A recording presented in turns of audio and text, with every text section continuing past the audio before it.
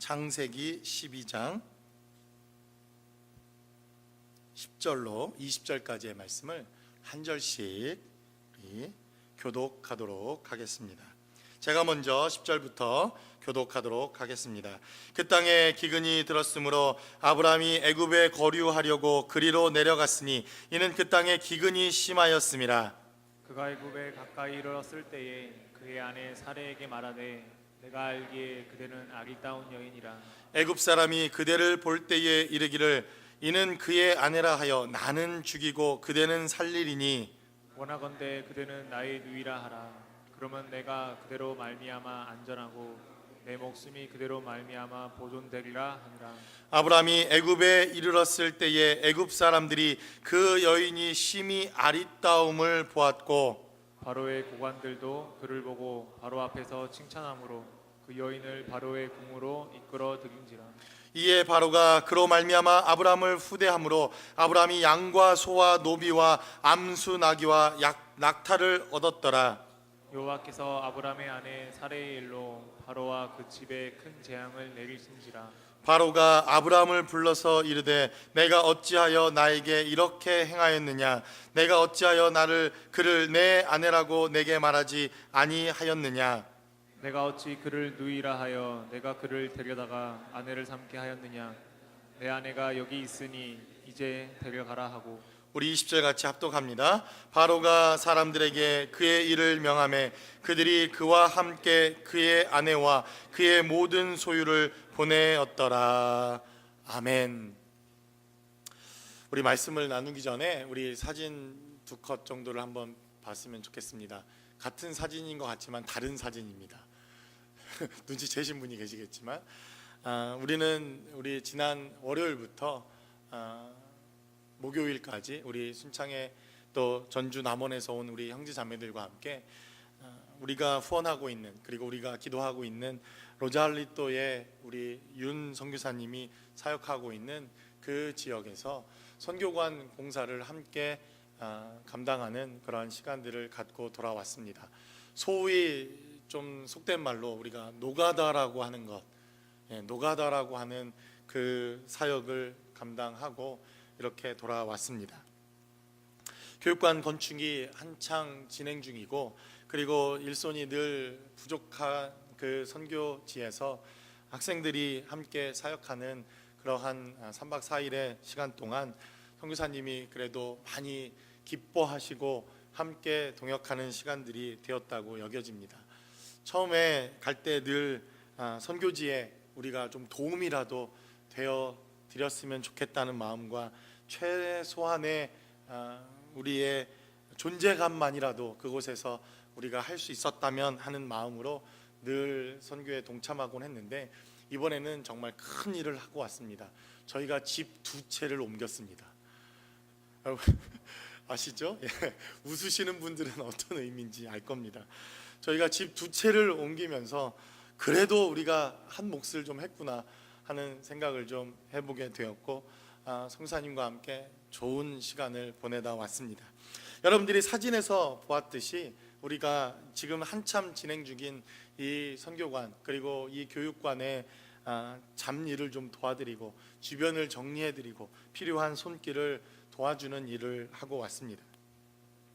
공사 중이어서 집 주변이 상당히 어수선하고 그리고 건축 자재들 그리고 진행되어지는 여러 가지 공사의 현장은 아직 아름다운 선교관의 모습이라고 하기에는 너무나도 부족한 것 투성이었음을 우리는 보았습니다.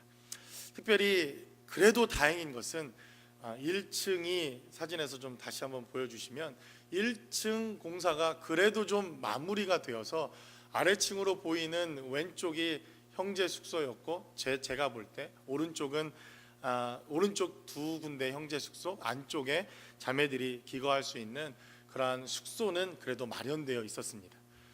그런데 이불도 가져가지 않고 제가 침낭을 놓고 가는 바람에 침낭도 없고 저희가 밥솥을 가져갔는데 교회 밥솥을 가져갔는데 밥솥 안에 밥통 이게 없어서 저희가 정말 생쌀을 먹기도 하는 역사가 있기도 했습니다. 참 다행인 것은 그래도 새 건물이어서 벼룩이 없었다는 것, 한 방의 벼룩도 물리지 않고 저희가 있었다는 것. 여러분들이 사진을 보시면 사진에 차가 없는 반대편 쪽, 이쪽 편 쪽으로 원래는 집 한 채가 있었습니다. 아마 창고죠. 정확하게 말하면 우리 목사님 기억하시는데 그 창고를 저희가 집 앞쪽 이편으로 다 옮기는 정말 대공사를 하다가 왔습니다. 정말 이것은 불가능한 일인데 저희가 그 일을 감당하고 왔습니다. 공사장 주변을 여러분들이 보시면 알겠지만 2층 건물이 올라가고 있는 이러한 공사 현장이기에 아직도 건물 뒤편으로는 철근 그리고 콘크리트 더미들이 건물 주변 곳곳에 흉악하게 나와 있는 모습들도 보였고, 건물 뒤편으로 돌아가면 여러 가지 배수 시설이 아직도 매립되어 있지 않고 건물 밖으로 나와 있어서 매우 보기에 흉하고 그렇게 아름다운 그러한 모습은 아니었다고 생각되어집니다. 또 뒤편에 또 저희가 오리와 닭장을 만들어주고 왔는데 그 오리와 닭장을 만들기 위해서 지나가기 위해서는 자칫 공사 현장에서 안전사고가 있을 그러한 환경과 상황이기도 했습니다. 그 모든 것이 공사 중이었기 때문에 이러한 환경이었다고 생각되어집니다. 집 안에는 먼지도 많고 그리고 새 건물이었지만 샤워 커튼이 없어서 너무나도 샤워하기에 처음에는 불편하고 힘들었습니다. 샤워 커튼이 그립고 따뜻한 물 한 바가지가 그립고 양치하고 싶은 물 한 바가지가 그리운 사실 그러한 선교 현장이었다고 생각되어집니다. 저는 지금도 오른쪽으로 누워 자지 못합니다. 너무 알땅해서 자서 담이 들어서 지금 온몸이 지금 그런 상황이긴 하지만 그래도 피할 바람막이가 있었고 물리지 않는 벼룩 때문에 감사한 시간이기도 했습니다. 철근 콘크리트도 삐죽삐죽 나와 있고 시멘트 먼지 바닥에서 자야 하는 그러한 공사 현장이었지만 우리는 그 공사 현장이 진행되어지고 있는 그 건물이 이렇게 형편없다거나 아니면 왜 이렇게 건물을 만들어야만 했는지, 그리고 이 건물은 쓸데없다 이렇게 한 번도 불평하거나 그리고 결론을 내리고 오지 않았습니다. 왜냐하면 아직도 공사 중이기 때문에 그렇습니다. 공사 중이기에 이 공사가 끝나고 난 이후 어떻게 변화되어질 것인가, 어떠한 모습으로 아름답게 변화되어질 것인가, 삐죽삐죽 나와 있는 철근 콘크리트들 그리고 볼품 없어 보이는 저 벽들도 아마 공사가 끝나는 날 너무나도 아름답고 그리고 우리가 감사하는 그러한 건물로 바뀌어 있을 것이라고 하는 기대를 가지고 그렇게 돌아왔습니다. 아직 완성된 건물이 아니었기에 여러 가지 불편함과 찬물이 나오는 환경도 견딜 수 있었고 화장실에서 샤워를 할 수 있는 것만으로도 우리는 감사할 수 있는 그러한 시간이었다고 생각되어집니다. 왜 그렇습니까? 여러분들에게 여러 차례 말씀을 드렸듯이 이 건물은 아직 완성된 건물이 아니라 완성되어져 가는, 지어져 가는 공사 중에 있는 건물이었기에 어떠한 불편도, 어떠한 흉악한 모습들도, 어떠한 외견의 모습들도 우리는 견디고 그리고 마지막 아름답게 변화되어질 그러한 모습들을 바라보며 기대하며 올 수 있었다는 것입니다. 저는 오늘 우리가 읽었던 본문 아브라함의 이야기, 아브라함이 실패하고 실수하고 그의 죄악과 그의 연약함을 보여주고 있는 이 창세기 12장의 이야기를 살펴보면서 아브라함을 비난하고 아브라함의 죄악과 허물을 우리가 정죄하기보다는 아브라함도 역시 이 건물처럼 지어져 가고 있는 과정이며 공사 중이었다고 하는 사실을 우리는 기억해야 할 필요가 있다는 것입니다. 일부 예배 때 우리 자녀들이 함께 예배를 또 드리는데 우리 자녀들의 연약함과 부족함들 그리고 아직 성숙하지 못한 그러한 모습들을 우리가 염려하거나 걱정할 필요가 없을 것 같습니다. 왜냐하면 완성된 인격체 그리고 완성된 한 사람 한 사람의 성인의 모습이 아직 아니기 때문에 그렇습니다.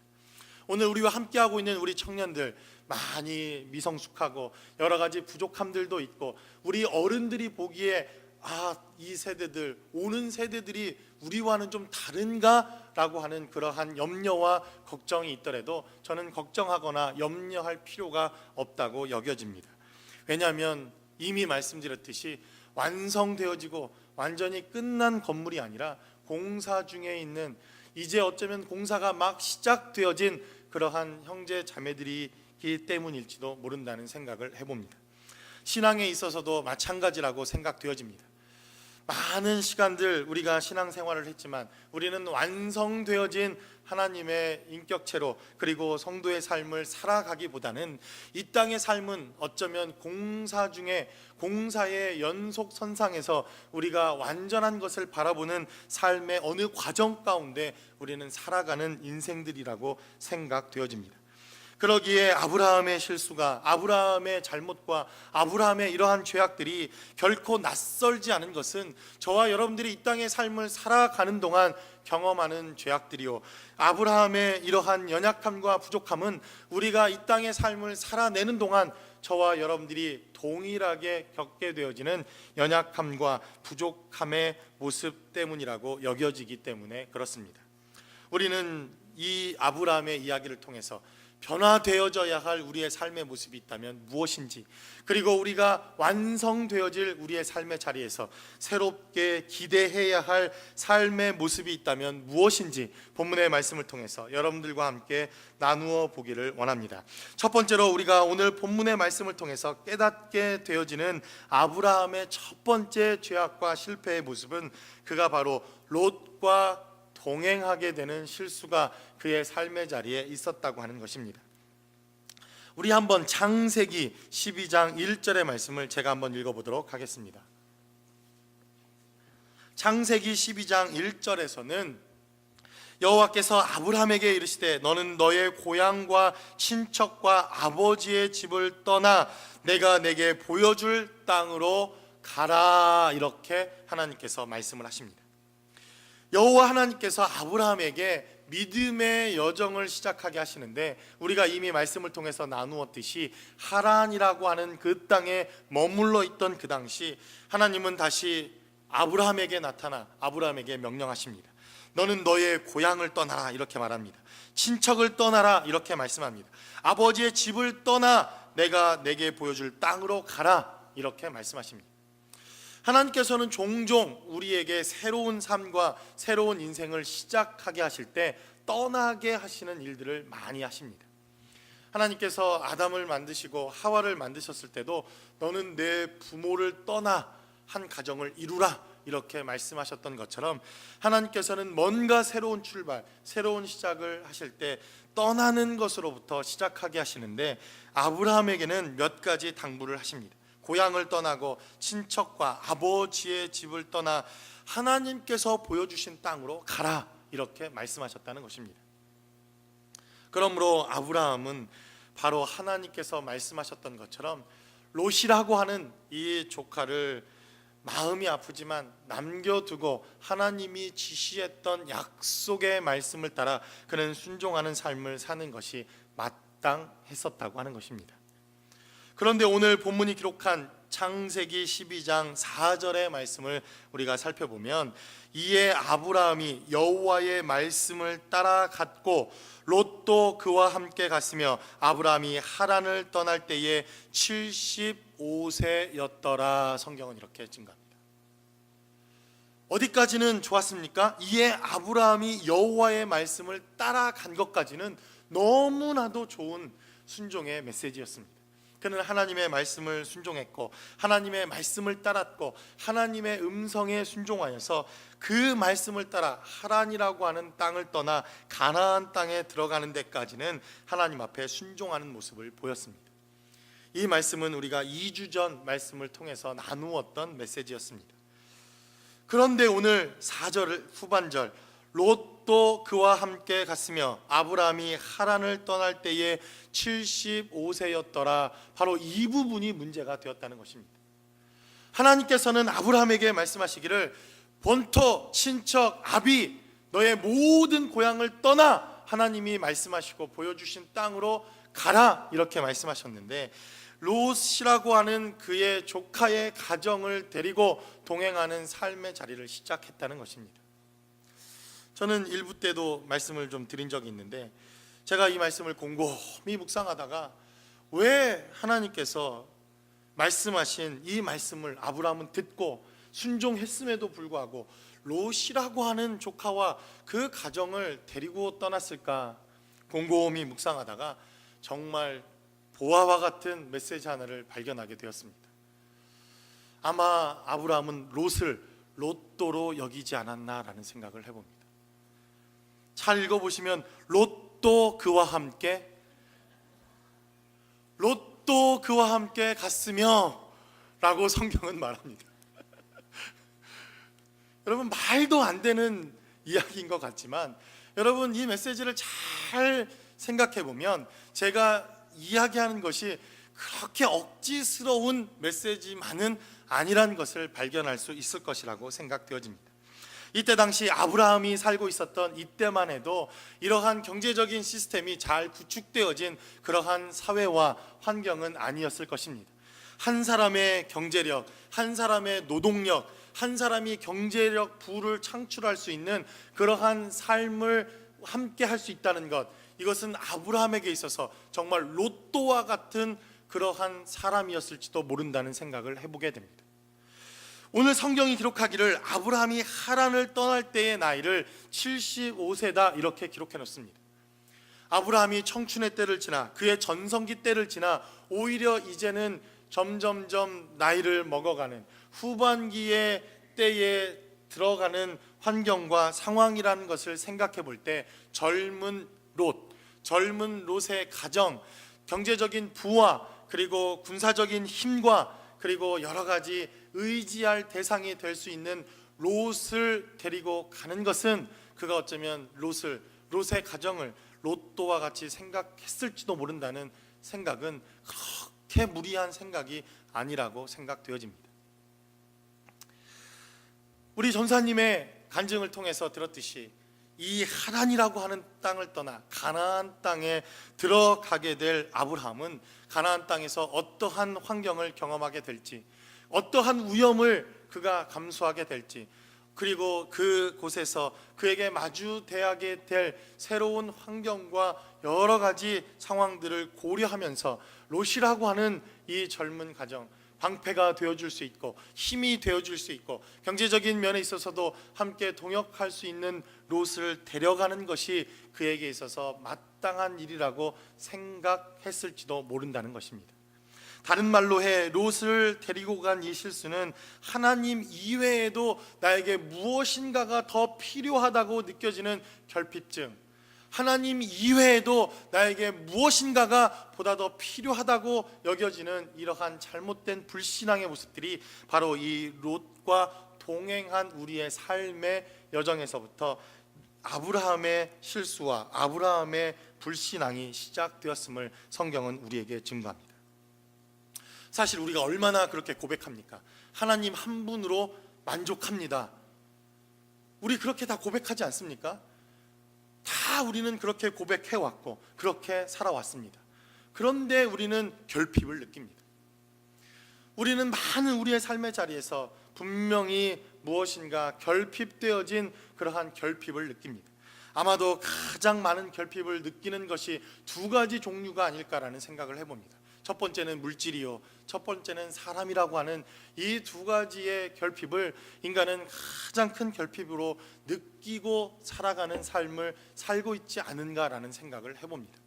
주님 한 분만으로 만족합니다라고 저도 수없이 고백했지만, 그러나 주님 말고도 와이프도 필요하고 아이도 필요하고 체킹 어카운트에 돈도 필요하고 이왕이면 세이빙 어카운트도 만들 수 있었으면 좋겠습니다 라는 기도를 저도 합니다.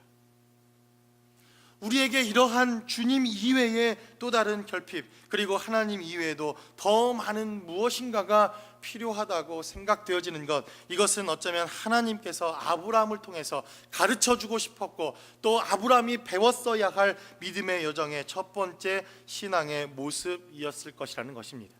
고향을 떠난다고 하는 것, 아버지 집의 모든 환경을 버리고 떠난다고 하는 것, 그리고 그의 방패막이가 되어줄 롯과 그의 가정을 버리고 떠난다고 하는 것, 이것은 아브라함에게 있어서 첫 믿음의 여정을 시작하는 아브라함에게 있어서 보다 더 깊은 순종, 보다 더 온전한 순종을 하기에는 많은 어려움들이 따르는 그러한 문제였을 것이라고 생각되어집니다.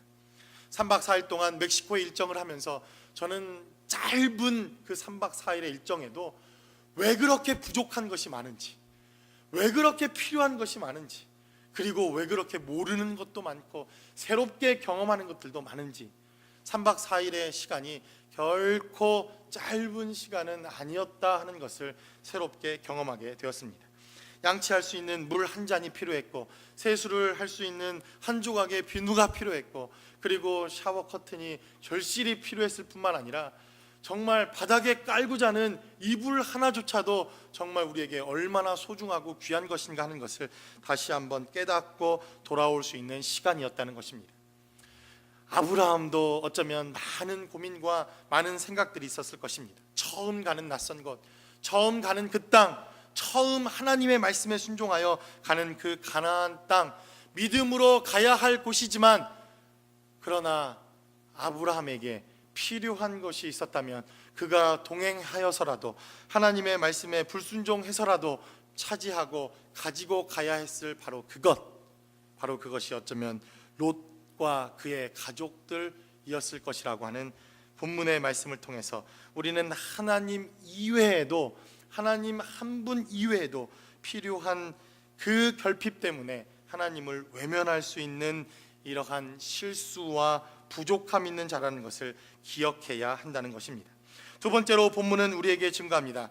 오늘 우리가 읽었던 본문 10절에 기록하기를 그 땅에 기근이 들었으므로 아브라함이 애굽에 거류하려고 그리로 내려갔으니 이는 그 땅에 기근이 심하였다. 성경은 이렇게 말합니다.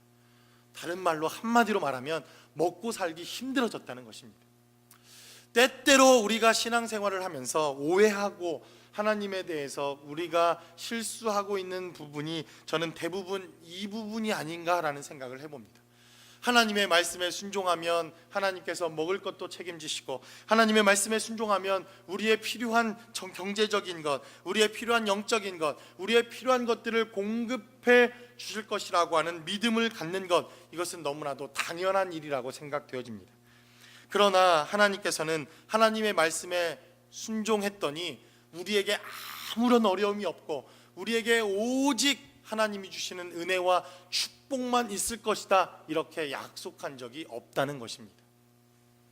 하나님의 말씀에 순종했지만 그래도 어려움이 있고, 하나님의 말씀에 순종했지만 여전히 헤쳐나가야 할 우리의 문제들이 남아있음을 성경은 우리에게 말합니다. 하나님의 말씀에 순종하여 우리가 믿음의 삶을 살아내지만 여전히 우리의 삶의 현실은 녹록하지 않은 삶의 현실들을 부딪히고 경험하게 되어지는 삶의 현실을 우리는 맞닥뜨리게 된다는 것입니다. 아브라함도 가나안 땅에 들어가면, 그리고 그 가나안 땅에 순종하여 살기만 하면 하나님께서 어쩌면 모든 것을 해결해 주실 것이라고 하는 이러한 믿음을 가졌던 것 같습니다. 저는 여기까지는 잘못된 것이 아니라고 생각되어집니다. 그러나 그는 하나님의 명령 없이, 하나님의 말씀 없이 애굽 땅으로 내려가기로 그의 삶의 거처를 결정했다는 것입니다. 9절의 말씀을 한번 살펴보면 점점 남방으로 옮겨갔더라. 성경은 이렇게 말합니다. 그들이 처음부터 가나안 땅에 들어오자마자 우리는 보다 더 나은 환경, 보다 더 잘 사는 나라, 그 당시에 가장 강대국이었던 애굽으로 가야 되겠다, 이렇게 결정한 것이 아니다. 성경은 이렇게 말합니다.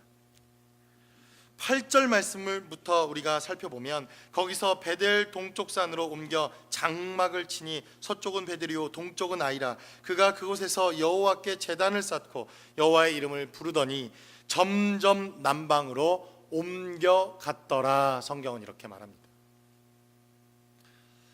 처음에 그는 하나님의 말씀을 따라 제단을 쌓고 그곳에서 여호와의 이름을 부르고 하나님을 예배하고 찬양하며 날마다 하나님께 기도하는 성전 중심, 제사 중심의 삶을 살았습니다.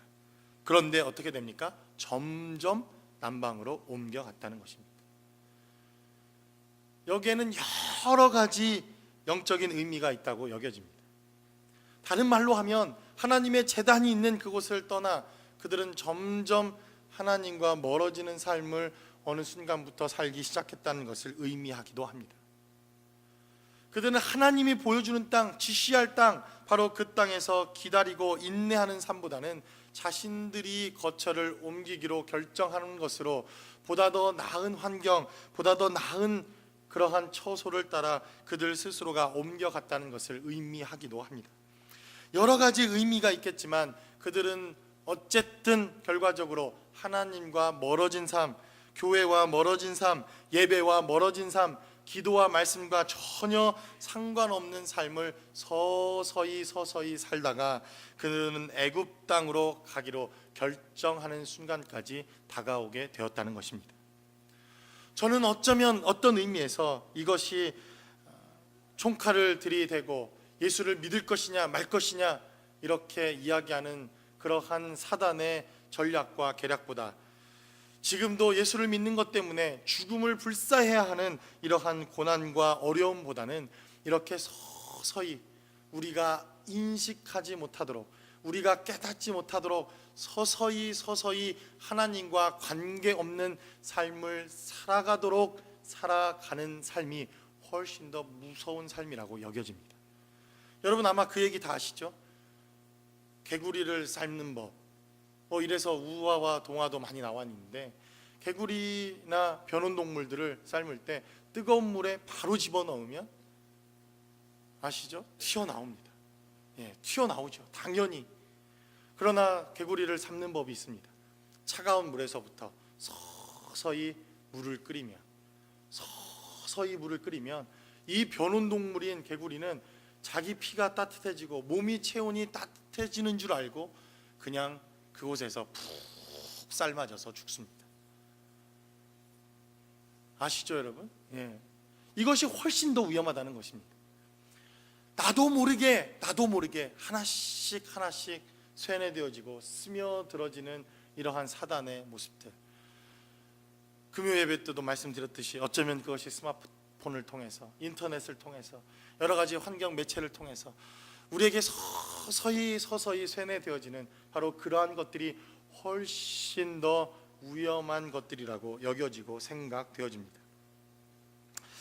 이렇듯 남방으로 옮겨진 실수, 바로 이것은 눈에 보이지 않는 조그마한 실수가 정말 눈에 보이지 않는 조그마한 우리의 방심이 얼마나 큰 결과를 가져올 수 있는가를 보여주는 대단히 결정적인 문제라고 본문은 우리에게 증거합니다. 아무것도 아닌 실수였을 수도 있습니다. 한 발자국 교회와 좀 멀어지는 것, 그냥 조금 내가 오늘 하루 기도하지 않은 것, 내가 오늘 하루 말씀에 불순종한 것, 내가 오늘 하루 퀴티를 등한히 한 것, 여러분 이게 무슨 큰 우리에게 영적인 문제가 되겠습니까? 그러나 한 발자국이 두 발자국이 되고, 두 발자국이 세 발자국이 되고, 세 발자국이 하나님의 교회와 하나님의 말씀과 너무 멀리 떨어진 삶을 살고 있음에도 불구하고 그러한 인식조차 없는 우리의 삶의 모습, 이것이 바로 아브라함이 보여주고 있는 대단히 중요한 문제더라 성경은 이렇게 증거합니다.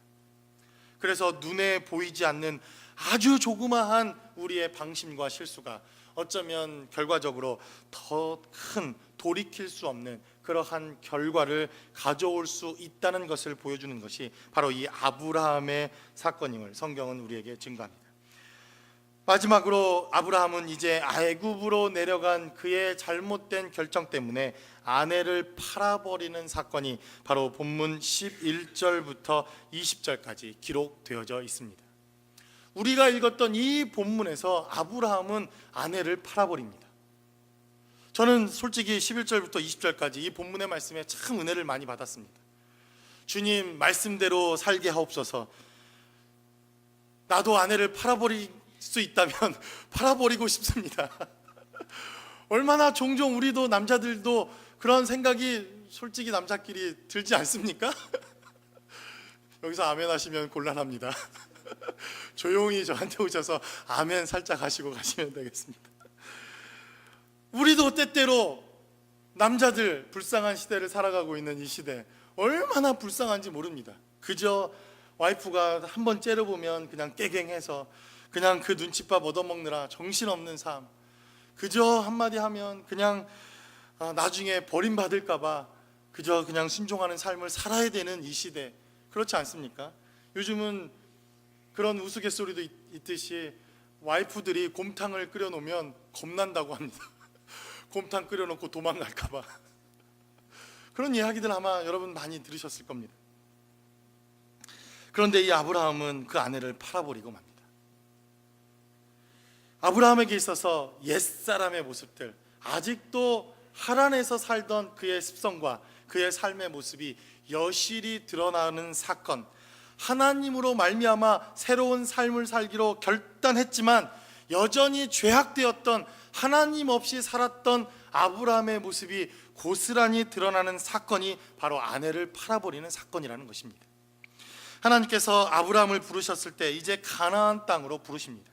가나안 땅에 부르셔서 그에게 땅을 주시고 거주할 그 땅을 바라보며 그곳에서 삶을 살도록 부탁하신 이 하나님의 부탁은 아브라함의 삶을 통째로 바꾸시겠다고 하는 하나님의 비전과 꿈입니다. 왜 그렇습니까? 땅을 준다는 것은 바로 땅에 씨를 심고 그 땅의 소출을 가지고 하나님의 은혜를 바라보며 살아가도록 하나님께서 아브라함을 부르셨다는 것입니다. 그러나 그가 하란에 있을 때 그는 장사꾼이었습니다. 어떤 장사꾼입니까? 아버지와 함께 우상을 팔아먹는 장사꾼, 그러한 삶을 살았던 자가 바로 이 아브라함이라고 하는 사람입니다. 그가 애굽 땅에 들어오자 그는 이제 가장 상품 가치가 있는 것이 무엇인지를 눈여겨봅니다. 그랬더니 아리따운 그의 아내가 가장 상품 가치가 큰 팔아먹을 수 있는 물건이라고 하는 사실을 그는 삶에서 직감하게 됩니다. 그리고 어떻게 합니까? 그 아내를 이 바로의 안으로 팔아버립니다. 그 대가로 얻은 것이 어마어마하다는 것을 보게 됩니다. 16절의 말씀을 통해서 후대하여서 아브라함이 양과 소와 노비와 암수 나귀와 낙타를 얻게 되는 엄청난 부를 이 아브라함이 누리게 되었다는 것입니다. 그런데 아내를 팔아버린 사건, 이 사건은 무엇입니까? 여전히 내가 할 수 있는 나의 최선의 것을 가지고 내가 하나님과 상관없이도 이 위기와 어려움과 그리고 환경 속에서 살아남을 수 있다고 하는 나 스스로의 삶을 가지고, 능력을 가지고 하나님과 상관없는 삶을 살겠다고 하는 이러한 실수가 바로 이 아내를 팔아버린 사건을 통해서 우리가 발견하게 되는 사건이라는 것입니다. 가장 잘할 수 있는 것, 여러분, 이것이 죄라고 말하진 않습니다. 하나님께서 우리에게 달란트도 주셨고 우리가 이 땅에서 가장 잘할 수 있는 것을 가지고 살아가도록 저와 여러분들을 부르셨습니다. 그래서 우리는 하나님이 주신 것, 그것을 가지고 가장 잘할 수 있는 것, 그리고 하나님이 주신 그 달란트를 가지고 살아가는 것, 이것은 하나님이 우리에게 부르신 부르심의 사명이며 소명이기도 합니다. 그러나 그것만을 가지고 살아간다면 죄악이다, 성경은 이렇게 말하는 것입니다. 하나님의 도움 없이, 하나님의 능력 없이, 하나님의 도우심 없이 내 힘과 능력으로만 살아가는 것, 이것이 죄악이다, 성경은 우리에게 이렇게 증거합니다. 저는 이 본문의 말씀을 곰곰이 묵상하면서 아내를 팔아버린 이 사건 속에서 두 사람의 인물이 생각이 났습니다. 한 사람은 예수님의 수석 제자였던 베드로요, 또 한 사람은 예수님을 팔아버린 가롯 유다라고 하는 사람이 생각이 났습니다. 아내를 쉽게 팔아버린 아브라함, 아무렇지도 않게 평생을 살아온 아내를 그 바로에게 팔아버린 이 아브라함의 모습을 보면서 베드로와 가롯 유다가 자연스럽게 떠오르는 것은 당연한 이치라고 생각되어집니다. 수석 제자였고 결단코 주님을 부인하지 않겠다고 그렇게 이야기했던 베드로도 주님을 팔아버리고 주님을 부인해버리는 그러한 삶의 여정이 있었다는 것입니다. 가롯 유다 역시도 은 30전에 그의 스승이요, 그리고 그의 3년 동안 함께 공생애를 같이 했던 예수님을 은 30에 팔아버리는 이러한 파렴치한 삶의 과정이 그에게 있었다고 하는 사실을 우리는 본문의 말씀을 통해서 깨닫습니다. 그러나 바꾸어 말해서 다시 우리가 생각해 볼 때 우리가 예수님이라고 하는 우리의 신랑을 우리가 구주로 맞이했다는 것은 얼마나 감사하고 복된 일입니까? 우리가 아무리 부인하고 우리가 아무리 우리의 예수님을 팔아버려도 결단코 외면치 아니하시고 결단코 우리를 사단에게 내어주시지 아니할 뿐만 아니라 한 번도 우리를 부인하지 아니하실 그 예수 그리스도가 우리의 신랑이요 우리의 구주시요 우리의 하나님이라고 하는 이 사실을 우리는 이 아브라함이라고 하는 사건을 통해서 체험하게 되고 경험케 되어진다는 것입니다. 그러므로 이 아브라함의 삶을 통해서 우리의 신랑 되신 예수, 날마다 우리 가운데 함께 하시며 늘 우리와 동행하시는 그 하나님의 은혜와 생명의 역사가 함께 하실 수 있기를 주님의 이름으로 간절히 축원합니다. 바로 이 아브라함의 삶을 통해서 우리는 비록 이러한 연약함, 아브라함이 아내를 팔아버리고 평생에 동행했던 그의 아내를 팔아버리는 이 연약한 모습을 통해서 여전히 우리도 실수할 수 있는 연약한 존재라고 하는 사실을 깨닫게 되더라는 것입니다. 비록 아내를 팔아버리지는 않지만 우리도 때때로 얼마나 우리와 함께했던 수많은 동료들을 내 이득 때문에 팔아버리고 심지어는 우리 가족도 팔아버리고 교회도 팔고 함께 신앙생활했던 우리 형제자매들도 팔고 이러한 삶을 종종 우리도 살아가고 있지는 않습니까? 바로 이 아브라함을 통해서 우리의 연약함과 부족함을 보게 되더라는 것입니다. 그럼에도 불구하고 우리가 아브라함을 정죄하거나 이 아브라함과 동일한 우리의 삶의 자리를 정죄할 필요가 없는 것은 이미 서두에서 말씀드렸듯이 저와 여러분들이 공사 중에 있는 건물에 불과하기 때문에 그렇습니다. 아직도 여러분의 배우자가, 아직도 여러분의 자녀들이, 아직도 여러분들이 속해 있는 공동체의 형제 자매들과 그리고 목회자와 그리고 임직자들과 모든 사람들에게 있어서 부족함이 보이고 연약함이 보이고 그리고 깨어지지 않은 옛사람의 모습이 보여지고 있다면 공사 중이시군요, 이렇게 이야기하면 됩니다. 우리 한번 좌우의 분들을 살펴보시고 공사 중이십니까? 아직도 공사 중이십니까? 그러나 우리가 생각해 볼 말씀이 있습니다. 틀림없이 우리는 여전히 하자가 있고 그리고 땜빵질도 해야 되고 급하면 공사를 해야 할 그러한 공사 중에 있는 연약한 사람들이라고 여겨집니다. 그러나 언제까지 여러분은 공사만 하다 끝내겠습니까? 공사 기간을 단축하면 단축할수록 우리는 아름다운 건물을 보게 될 것입니다. 히브리서 11장은 기록하기를 바로 그가 공사 중에 있었지만 그의 여정이 끝나가는 어느 날 그는 믿음의 사람으로 히브리서 11장에 기록되어집니다. 하나님께서 그를 아름답게 빚으시고 믿음의 사람으로, 믿음의 조상으로 하나님의 말씀에 순종한 믿음의 여정을 마치고 그가 하나님 나라를 바라본 아름다운 믿음의 시작으로 아브라함을 성경은 우리에게 증거하고 있습니다. 비록 여전히 잘못된 모습, 여전히 죄악된 모습, 우리가 고쳐지고 그리고 새롭게 변화되어져야 할 우리의 연약한 모습이지만 저와 여러분들이 하루속히 하나님의 은혜로 말미암아 새롭게 변화되어져서 아름다운 주님의 전의 모습을 소유할 수 있는 저와 여러분들이 되어지시기를 주님의 이름으로 간절히 축원합니다. 우리 시간 기도하겠습니다. 이 시간 기도할 때